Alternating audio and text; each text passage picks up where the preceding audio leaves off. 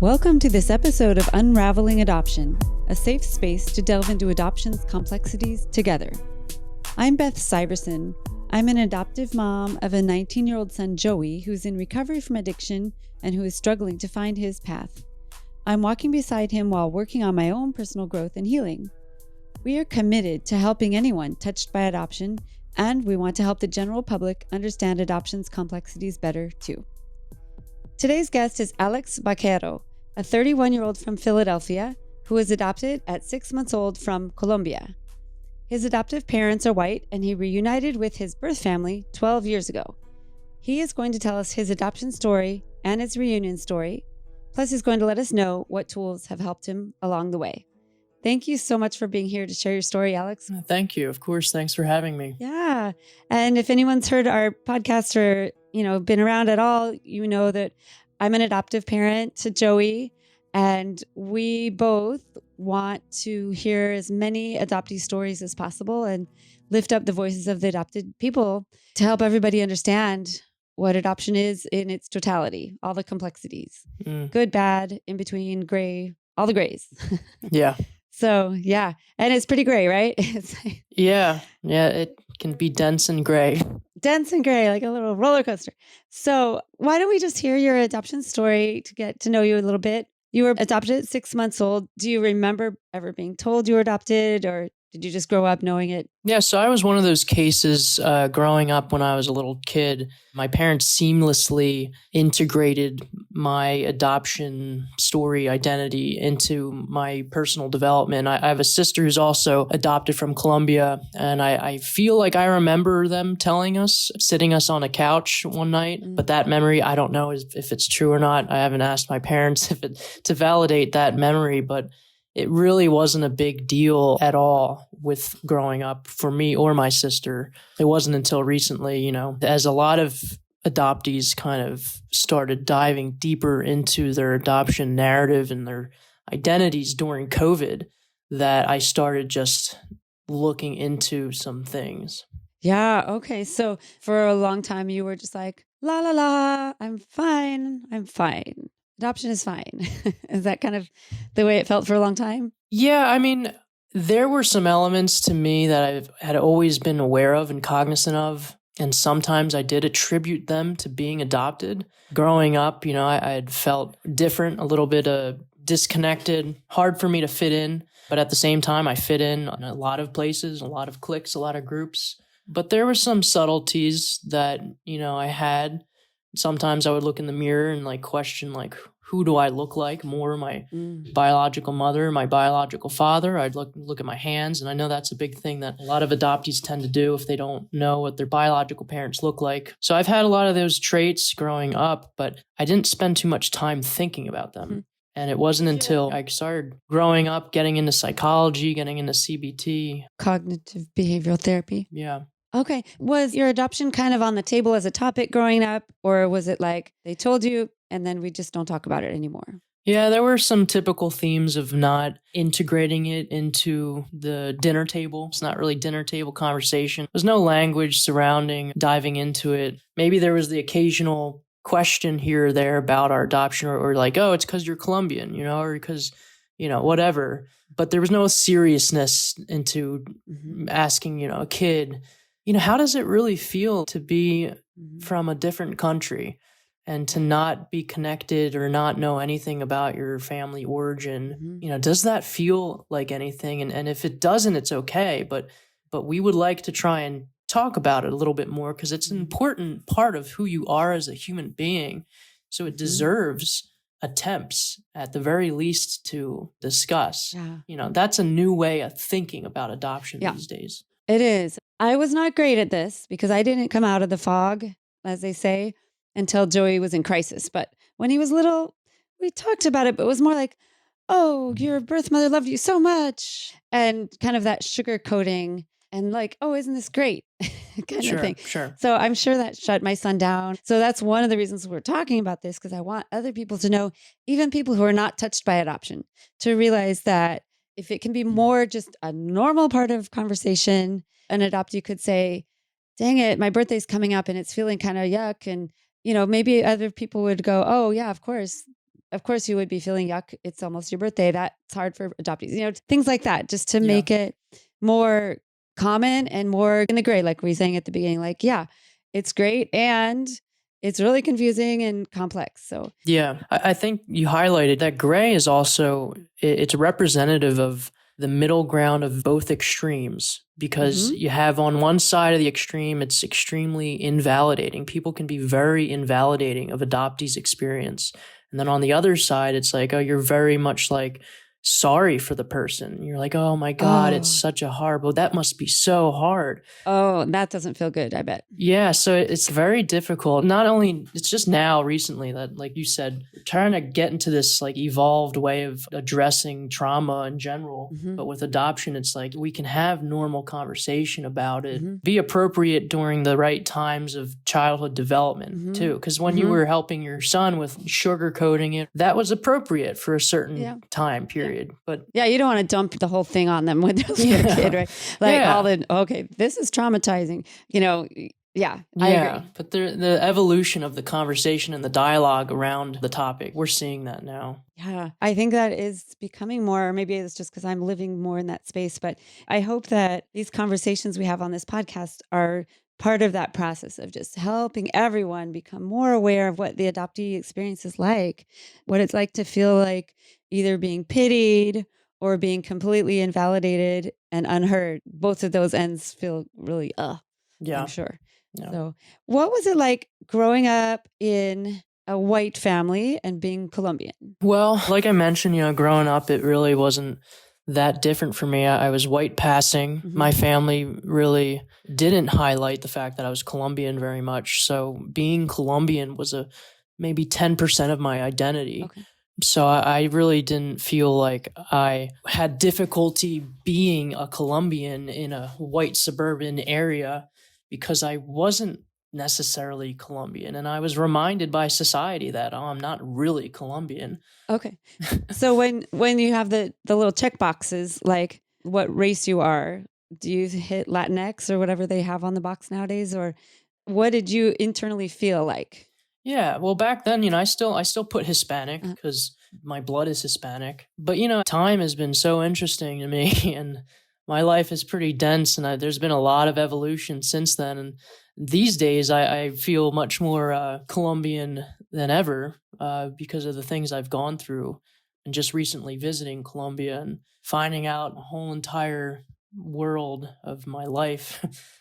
So that's a whole nother story. Yeah. Well, let's get to that. What prompted your initial search? How old were you? Why did you start the search in the first place? Yeah. So when I was younger, every other year or so, it would be random. My anniversary of coming home on a plane from Colombia is May 15th, and my parents would celebrate that. I knew my Colombian name was Orlando Valbuena Munoz. And so I would sometimes put that into Google. I think there was always that kind of little curiosity in me from a young age. I remember asking about my biological mother, but they were maybe once or twice out of the couple years would pass that these thoughts and curiosities would come. But one year when I was 19, I did the same thing. I typed in my name in Google and I found an entire Facebook group dedicated to finding me. And that's the day I found I had a sister who was adopted and now lived in Sweden, another one that was living in Denmark, and another sister who still lived in Colombia with my biological mother. And they were basically writing in this Facebook group, hey, help us find our baby brother. He lives somewhere near New York or New Jersey. He's around this age. He lives with parents that have a pool. So they had these little details. And I was like, holy shit, that's me. Okay, I'm getting like tingles all over.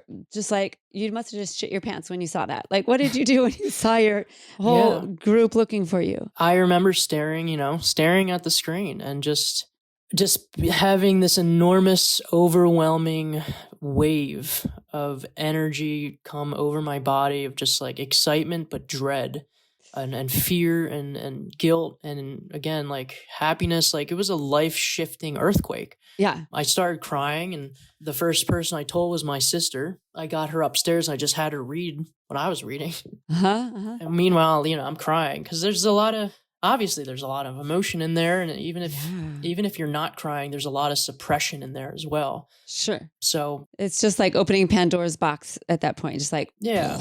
And we have our own history and they have their own traumas that they've been dealing with. So there was a fear of them personally, that comes in with the parenting aspect of family dynamics that was involved, not just the adoption trauma, but my parents' parenting styles as well. Yeah. Tell me more about that. Yeah. So, as you know, I host Voices of the Adopted. I've been doing it for a few years now, actually started back in 2019. And one pattern that has been coming up almost every time is about parents and adopted parents. Mm-hmm. And there just seems to be a lot of patterns of the type of parenting that happens, the type of fears that are involved, the type of perceptions that are involved. I'm not saying everything is bad, but there's some studies that I think would be very, very beneficial to both adoptive parents and adoptees, just to allow everyone to see, hey, look, these patterns are showing up with a lot of adoptive parents during the parenting process of adoptees, and it doesn't really align well. It's not custom made for adoptees, and that's part of the problem. Parenting in general, whether you're an adopted parent or not, when you're a biological parent or not, we have to learn how to do better and how to be better parents. We've always been doing that since the beginning of parenting. Yeah. You always try to do better than your parent. That's the whole theme. But when it comes to adoptees, it's just so understudied, and there's so many different layers to being adopted. And like we said, the conversation around adoption is just starting to vamp up over the last couple of years. Mm-hmm. So my parents were no different. They're baby boomers. They were pretty late having parents. They were 40 something when they when they adopted me. So there's a generational aspect to parenting as well. And they just didn't have too much emotional intelligence, too many insightful language surrounding anything having to do with emotion or parenting. They had their own reasons for becoming adoptive parents, which had a lot to do with trauma and a lot to do with not being able to be parents, a lot of resentment, a lot of intergenerational trauma. Yeah. Those patterns come up a lot with the reason for parents to adopt children. And I'm not here to dive too much into that, but there needs to be more understanding. And I would love to see more training for adoptive parents. Absolutely. That was actually one of my goals. My partner, she's a therapist. We were going to do research and create all these things. And I had all these plans when I started Voices of the Adopted. And I was actually one of the first people to interview adoptees. It was back in 2018. I don't even remember, but I had a lot of plans. And like we were talking about before, life kind of just came at me in all different types of directions. And as an adoptee, I find it very interesting to talk about because it just adds to the layering and the compound stress when you're an adopted. When you experience anything, you're experiencing it as an adoptee, which can amplify the hell out of everything. Yep. Yes, it does. Yeah, it does it because of that core wound that happens, especially as a very young, when you're adopted at a very young age. You just you have no you before then, Yeah. It's that core wound, but it's the long-term complex trauma of potential gaslighting from not only, and it's not direct gaslighting either, which makes it even more complicated because you don't even have someone or something that particularly pinpoint and resent or get angry at or blame. And no one's doing it on purpose. Because there's societal gaslighting and it's just, there's a lot of chronic kind of gaslighting that's not intentional. Which is hard to deal with too. I like to tell parents what I wish I would have done differently. Yeah. And one of the big things is I wish I would have done this personal growth work that I'm currently doing way sooner, before I adopted. But, you can't go backwards. But man, there's so much infertility grief with most adoptive parents that doesn't get dealt with. I know for me, we couldn't get pregnant. And so we flipped and started going the adoption route, and it happened really quick. And we were building the nursery and doing visa paperwork. And then there's no time to deal with this grief, which is a giant bundle of, loss. I won't call that trauma exactly, but loss.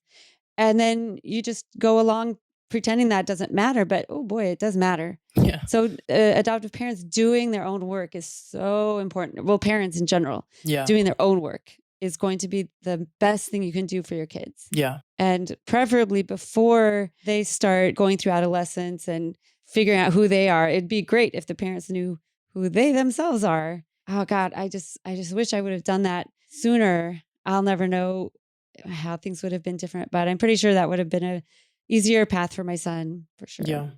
Yeah, but from my perspective, you don't have some of these more toxic traits that I think I've been seeing in other adoptive parents that truly want to just control or create a carbon copy of something that they feel they lost, or, the whole psychological aspect of parenting that parents just want to have a carbon copy instead of, treating the human being that's a child in front of them as an individual. That's right. Well, and people your parents' age, they literally were said, okay, this child's a blank slate. Here you go. Make them what you want them to be. That's like literally that was the ethos back then. So that's just how this society was. So that's what you and I are trying to change, is that make more awareness around.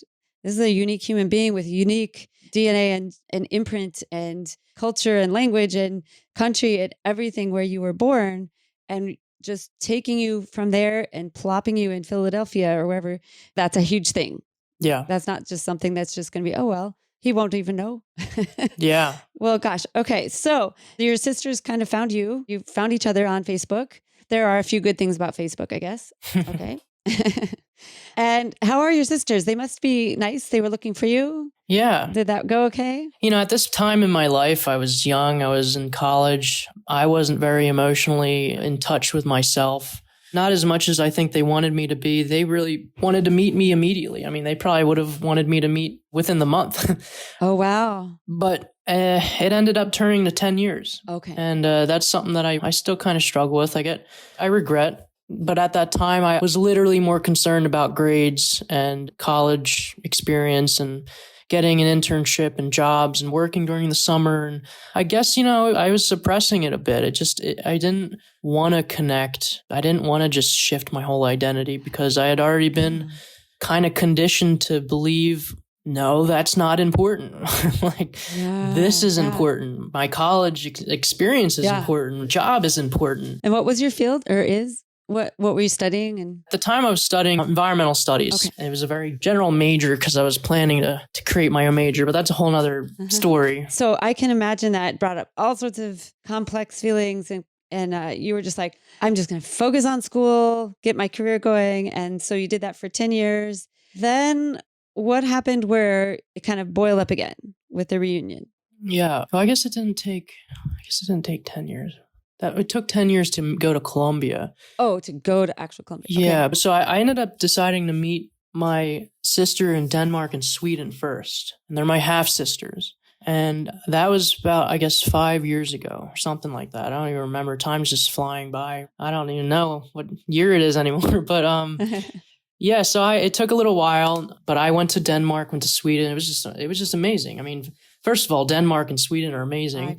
But meeting my sisters for the first time was just unbelievable. It was just so cool. It was just a lot. It's so much that sometimes I think my brain just forgets about it because it's just so much to process. There was times where I would process meeting my sister from Denmark, particularly years later, while I'm trying to go to sleep. And I have the flashbacks and I just start crying and feeling things and thinking about things that I have never felt or thought about during that time.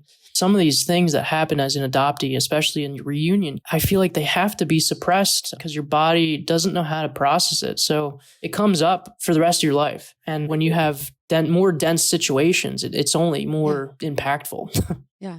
Your brain can only handle so much at once. Yeah. And so it says, okay, I'm topped out, and it locks down until it's ready again to open up again. So, oh gosh. And it sounds like for your siblings that was really good reunion from all you've said so far.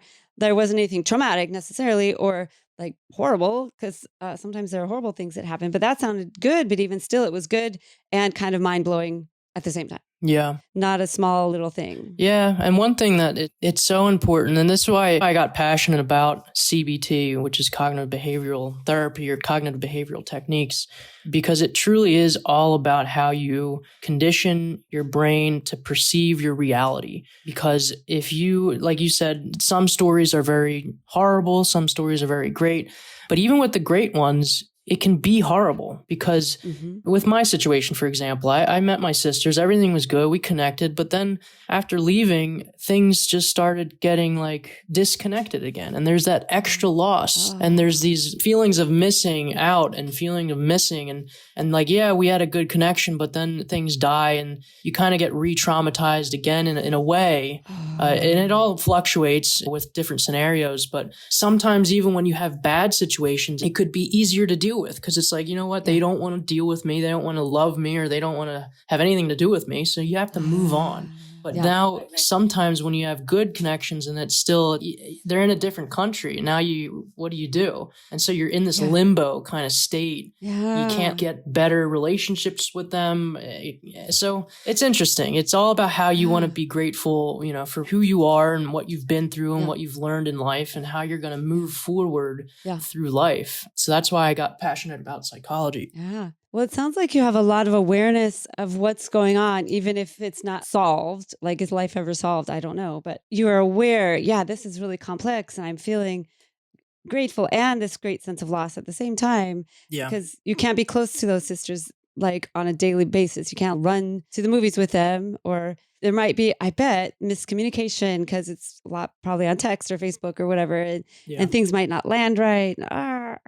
Yeah, and it gets more and more complicated with, you know, family in general. We have my mother still in Colombia and my sister is still in Colombia, and they're extremely poor. So there was always a matter of trying to help them, who's sending more money, who's talking to them. God. How did you get in touch with your birth mother and your other sister? Well, they were in touch with her first. They went to visit Colombia. That's how they found out about me. Oh. So they went to find her and then they visited her. And one of them speaks Spanish. So that's how they communicated. And that's when they reached out to me. And when I went to go meet them in Denmark and Sweden, we all kind of got on the phone together and talked to her. And that was the first time I had actually talked to her. So that was interesting. That's nice that you were with your siblings to do that. That feels like that might have been nice. Yeah, at least two of them. Yeah. That's nice. What was that like the first time you heard her voice? And was it on like a video phone or just the regular phone? God, I don't even remember, to be honest. Everything just is such a blur. Right now, I can't remember how it felt. I don't think it felt that crazy at the time, to be honest. I just didn't, sometimes you don't get feelings. And I can actually touch more on that when I actually met my mother. That's a whole nother crazy story. Okay, so you talked to her on the phone with your siblings in Denmark and Sweden, and then how long until you actually got to meet her? It wasn't until last September. That's when I got a text from my sister in Colombia telling me my mother is now homeless and that she's homeless too because they lost their job from COVID. Oh. And my mother's got COPD and she is 74 now. Okay, COPD is the lung disease? Yeah, I don't know what it stands for. It says a disease for your lungs that it makes it difficult to breathe. Yeah, okay. And so that is what pushed me because, she was going into a nursing home or an elderly home or something. Okay. So this is literally, this is pretty much in the middle of COVID. And I'm like, holy shit.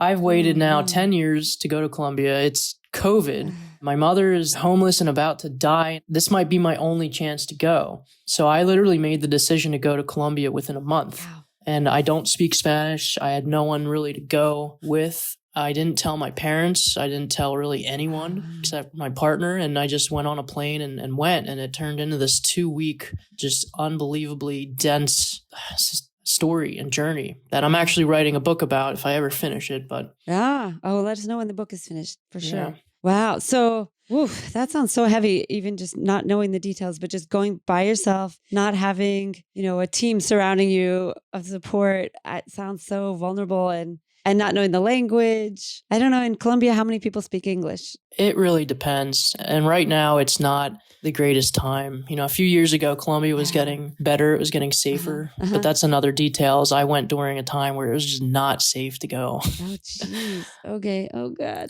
What city was your mom in? Bogota, the middle, the capital. Yeah, okay. So what was it like that first time you got to see your mom in person? Can you walk us through any part of that you're willing? Yeah. There's so many details that I'd love to discuss, because there's so much leading up to that moment. Oh, Because, I had to meet my sister first. I had to get in a car. There was this whole car thing called Pica de Placa. You can only drive on certain days. I didn't know that. I had a manual car. I got sick the first night. Did you know how to drive a manual car? No, I didn't know how, but I rented one. So then I met some Ecuadorian, and he helped me out, and we became friends, and he luckily spoke English. But that's how I met my sister for the first time, was actually him picking her up for me as a favor and then driving to get me, because I was stranded in this Colombian parking lot. Oh, I can't imagine trying to learn to drive a manual car under such a stressful situation. Yeah. Oh my God. Yeah, it was quite funny though. But yeah, the next day, I met my nephew, I met his daughter, so I'm a great uncle. I met a cousin of mine who just became a really great friend of mine. He started driving me. Oh, nice. He was basically like my personal driver the whole 2 weeks. And the next day I met my mother. I was met by a psychologist and a social worker, and they spoke English. They were going to translate. I had to dress up in all these things because of COVID.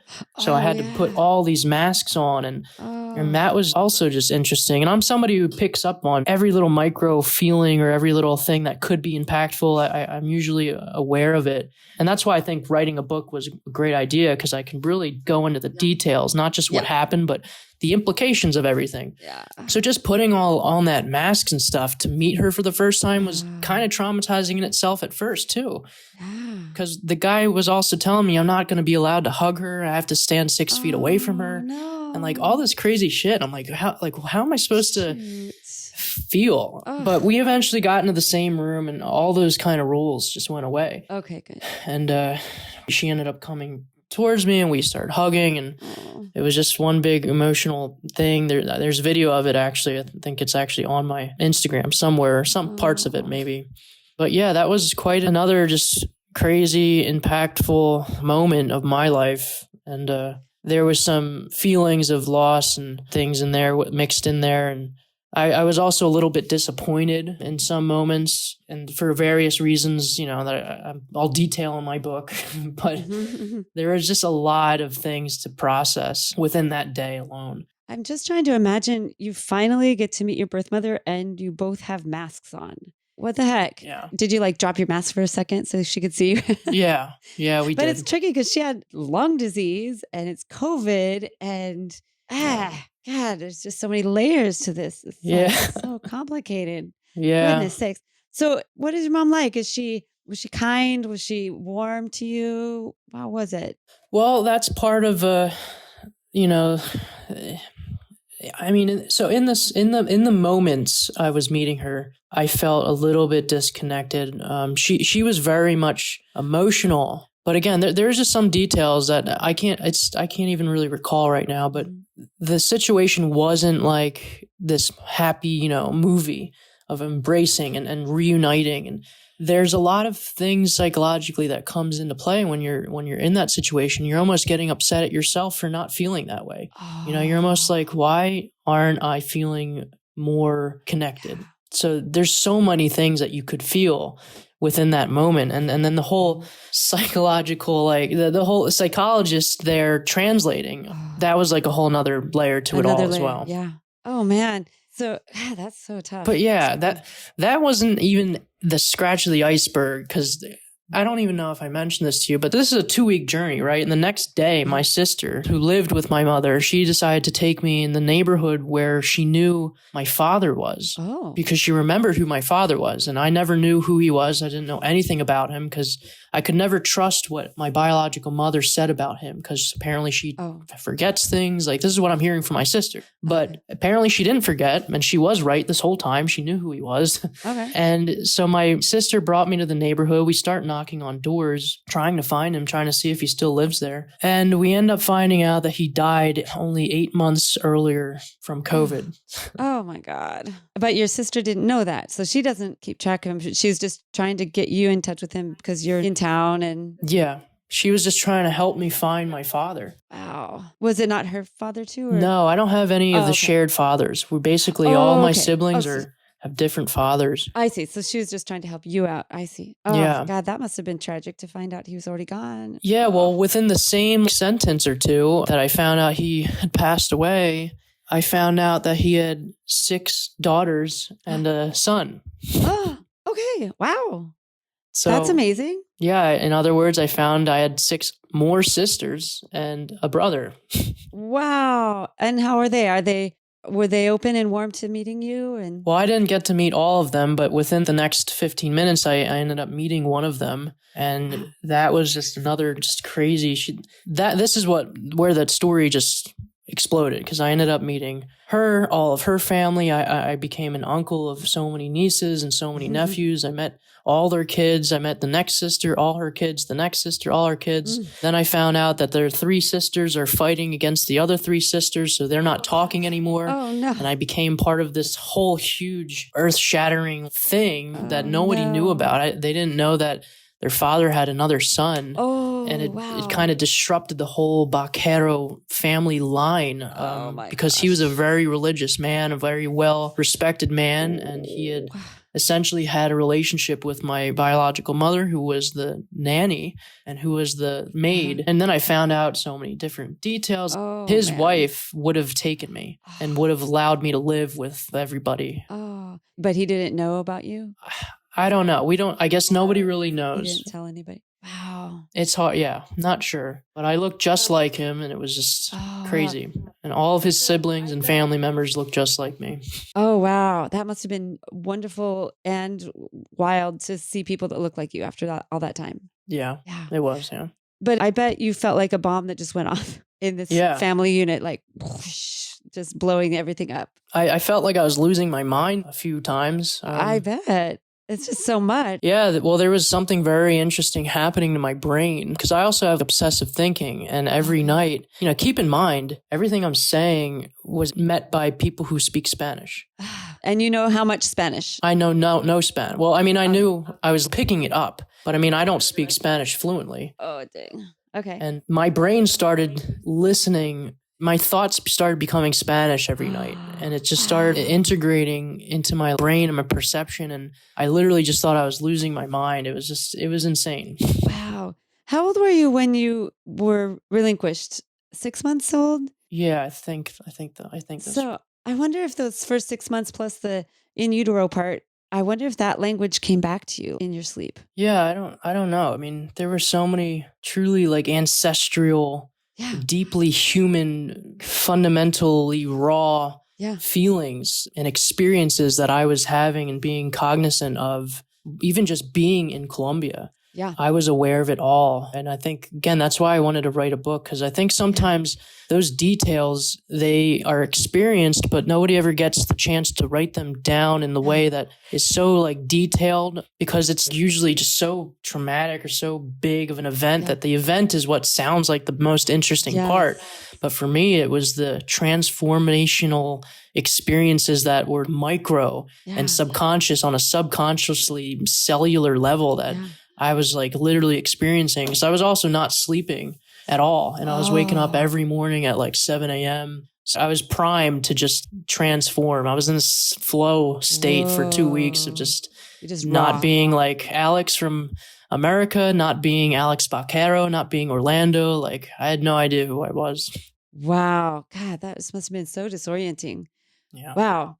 Okay. So how did the rest of the 2 weeks go just with your mother? Did you have any other contacts with her? And so that story and that journey was life-changing, shaking, earthquake-esque. A lot of good, but a lot of emotional turmoil resulted.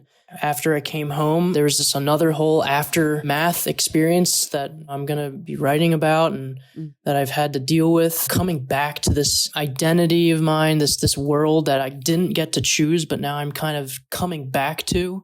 That was hard to deal with. It was almost like I was betraying myself. And then I kind of went into this down spiral of depression. I couldn't really handle my work. It was coming for a long time. I wanted to quit my job. So I basically did that. And I tried to amp up Voices of the Adopted and Mind Mentor, my company for self-awareness.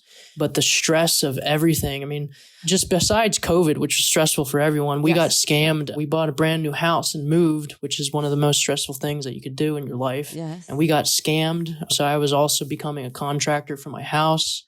I was juggling this whole entire adoption journey, struggling with unemployment to a degree, a lot of self-shame, a lot of depression, just debilitating depression. I didn't know what to do.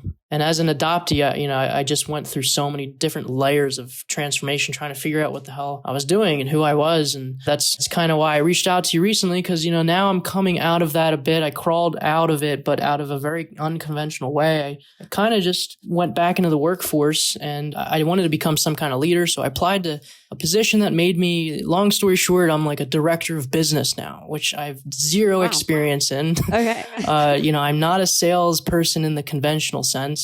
But the employer that hired me saw my potential, saw my communication skills, saw my self-awareness, and he wanted me to implement that as a business director. So that process that I'm going through right now is also extremely transformative and difficult, because now I'm trying to become a director, and that's another shift into an identity. So as an adoptee, going through these various shifts of identity, it's very, very difficult for me. I find myself going to different extremes and never having that balance of like, okay, I'm Alex, I'm all these things at the same time.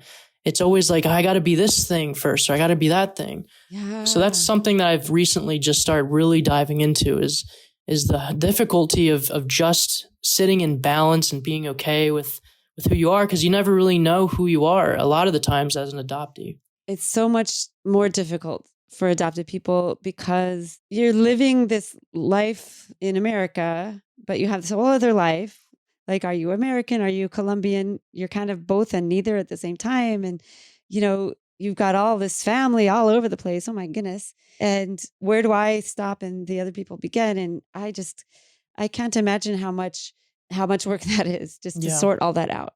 Yeah, and it's a constant, you're living in it. It's just a constant reminder, especially when you're in a relationship and you see her, you see your partner with, a quote unquote regular family. Like, she's got cousins, she's got a family, like biologically, and that look like her probably. And even if they have dysfunction, they're still the OGs, like they're the original people. Yes. Oh my gosh.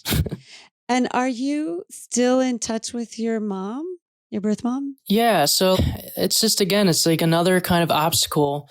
Like you said, I have all these people to connect with. I have my own friends that have been my family members more so throughout my life than my own family members that I don't connect with. I have my own parents that I'm barely reaching out to. My sister from here. Now I have my sisters in Denmark, a sister in Sweden, a sister in Colombia, 6 more sisters in Colombia that just found out about me, that all have children who really love to stay in contact with me. So I'm an uncle of like 30. Oh my God. And, I have different cousins and then I have just, it's just, how do you juggle trying to like communicate and connect when that's all you want to do too. It's not like I don't want to, I do. Yeah. But sometimes it gets so overwhelming to pick and choose and to talk to anybody that I end up talking to no one. I can imagine. I bet it's completely overwhelming. I can empathize with that very much so. What did your adoptive parents think? I assume they eventually found out that you made this reunion. How did that go when they found out that? Yeah, so I didn't tell them for months. I didn't tell them anything for months. And that was a big part of my internal turmoil because I was very afraid because I also, like I said, quit my job. So after I came back, I just had a lot to tell them. And they had a really great reaction to it. But I think it's because I was just so raw when I was delivering the message. I mean, I was pretty emotional. I was crying. They could see how difficult it was for me to tell them and to talk to them. Mm-hmm. So I think that was their natural instinctual cue to be like, whoa, we care about you, man. Like, you don't have to be scared to tell us anything. Oh, so they came through, in that way. There's some little details that came up, but for the most part, it was very good. It was nicely, pleasantly surprising, their reactions to it. Wow. And I know that you're still very much in the middle, like everybody that's still alive is still in the middle of this trajectory. Do you have a sense of where you want to be in the next, say, 5 years? Do you have an idea, or are you just kind of living day to day at this point? Yeah, well, it's just so funny. I mean, my confidence level when I was like and I think this is true with everybody, but like, their younger 20s, I felt so much more capable. I felt so much more confident. I felt I knew where I was going, what I wanted to do. I was still unsure about things, but it didn't bother me as much. I had time. And then as years went on, 25, 26, 27, now I'm 31, putting energy to thinking about where I want to be in 5 years is so much harder.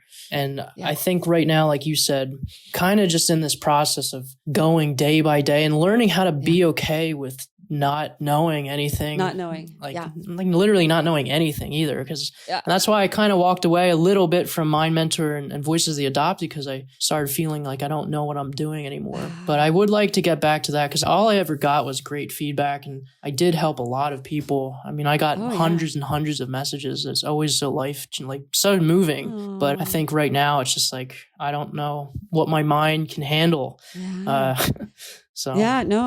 Well, I think you're smart to kind of take it one day at a time, and no one really knows what the hell they're doing. So it's okay. It's the illusion that people know what the hell they're doing, but nobody knows. We're all just kind of making things up as we go along. Oh, I think your story is really impactful. It's really difficult. And I'm just trying to hold space for you and just hold all of that emotion. It's just so much, and good, bad, in the middle, it's all just a big stew. And I am supporting you in your journey toward figuring out who you are. That's our life's work, I guess. Figure out where am I? Who am I? Where do I fit in? Where do I belong? And all that kind of stuff. Yeah. And no one really knows that, Yeah. But the adopted experience makes it extra complicated. That's for sure. It definitely can. Yeah. And if people wanted to get a hold of you or to learn more about your Mind Mentor, if you're still doing that at all, how would they find you? I used to have a program, like a 3-month program, and I was charging all high ticket prices. But I think recently I'm going to change my structuring. I'm going to change my tune a little bit and offer much more discounted pricing and lower the expectations, because I know I could change people's lives dramatically. That's kind of what I specialized in. I was impatient and I wanted to see change fast. And that's why it was such a high charge, but it just takes too much of my emotional energy and my brain power. So until I can get back to that, I think I'm going to just dial it down and offer services for people who want to just talk to me in a relaxed kind of way, but will benefit them a little bit more than just conventional therapy, because I can make things a little bit faster. And I have so many tools. I have just hundreds of friggin' tools, but they can reach me. My Instagram, Voices of the Adopted, that would make the most sense for anyone who's listening to you is just shoot me a DM on there and we could see what we could do. Okay, great. Yeah, I will put that link in the show notes so everybody can find you. Well, gosh, I wish you all the best with your whatever you end up, whatever path you end up taking career-wise and all that. And just so you can continue to just find your whole self in there and navigate that with as much peace as possible. So thank you for sharing your story. I know how much emotional energy that takes to just tell us that story. And I hope that that your story will make a lot of impact in the world, or it does already. And now these listeners that are listening now, it will help everybody to understand adoption better, maybe understand their own adoption story better or their own family's adoption story. And I'm really appreciative. Great. Of course. Thanks for having me again. Yeah, sure. So listeners, thank you very much for tuning in. Please share this episode with anyone you know touched by adoption or who would benefit from hearing this amazing story of transformation and awareness and becoming more awake to who they are. And find Unraveling Adoption on social media and on YouTube. We have a Patreon account if anyone is interested in helping support the show to maintain our commercial-free episodes. Patreon.com/unravelingadoption. Our website is unravelingadoption.com. And we have a support group just for adoptive parents called Aptitude. It's at unravelingadoption.com/aptitude. So check all those out. I hope that makes it easy to find us. And Alex and I want you all to stay safe.